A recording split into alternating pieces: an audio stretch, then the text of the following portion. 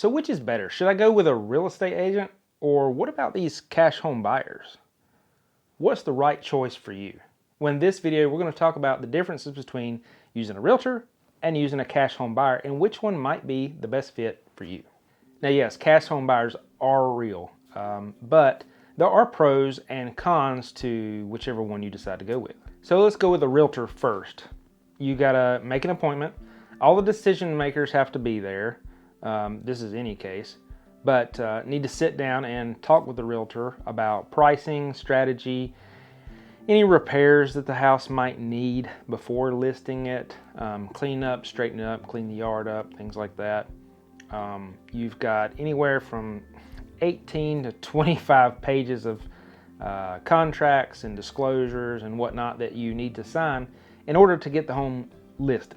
Now, after you've signed all these paperwork and you've got a plan of action together with the realtor about fixing the house up, or maybe it doesn't need anything at all, your next appointment is going to be with the photographer.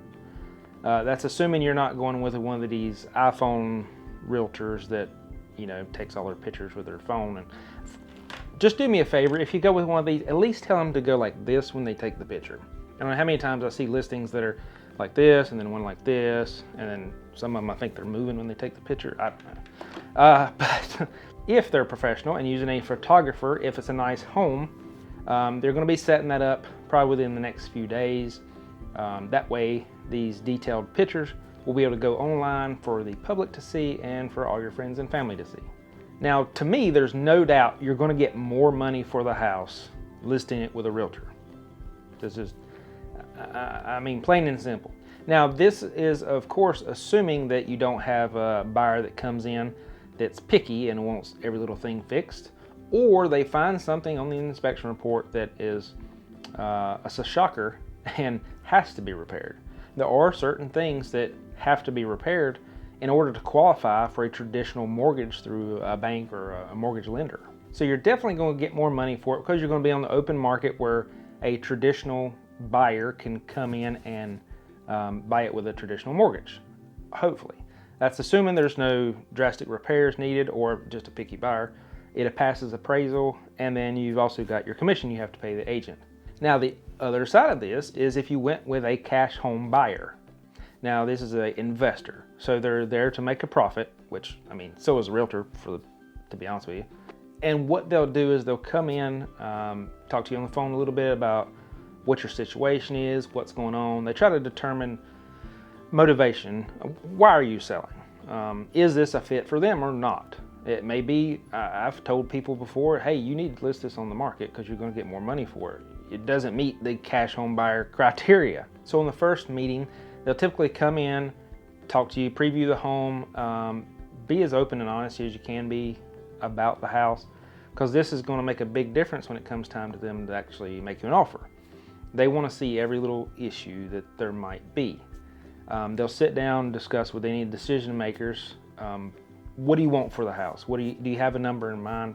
And see if you're even in the ballpark or not, because it may not be worth making an offer on. Now, if you're relatively close in price between the cash home buyer and you being the seller, they'll typically have their own agreements, 1-2 pages. Get that signed, that way they can move forward with the process. They know, hey, we're locked in.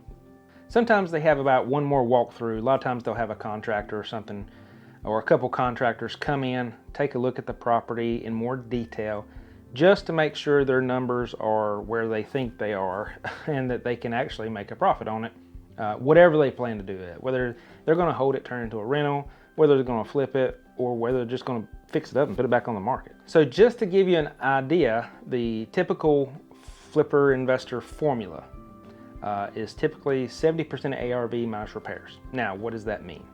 That means that you take your home, determine what repairs are needed, if any. Maybe there's none.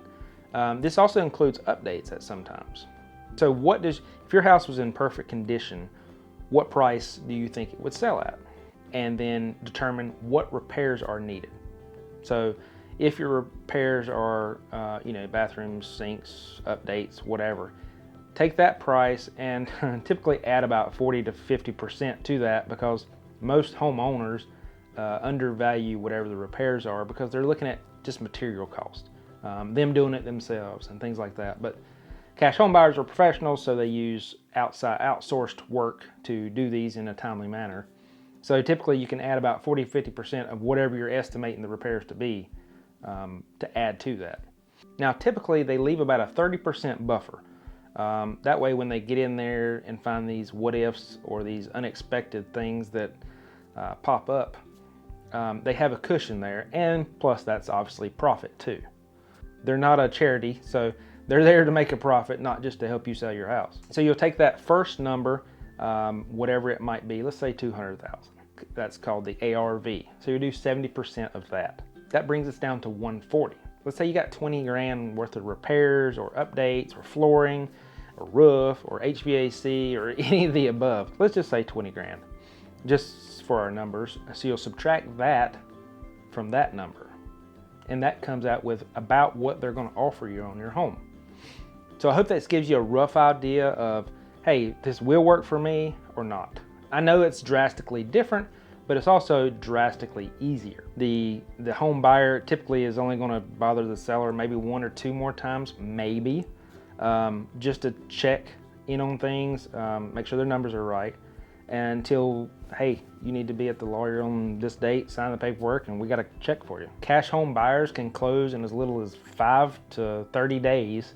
Sometimes they use their own cash, or they use what's called a hard money lender, which is a basically high interest rate, short amount of time lender that'll help them fix up the house until they can do whatever it is they're going to do with it in the end. This means you don't have to worry about any appraisals or financing issues falling through at the last minute.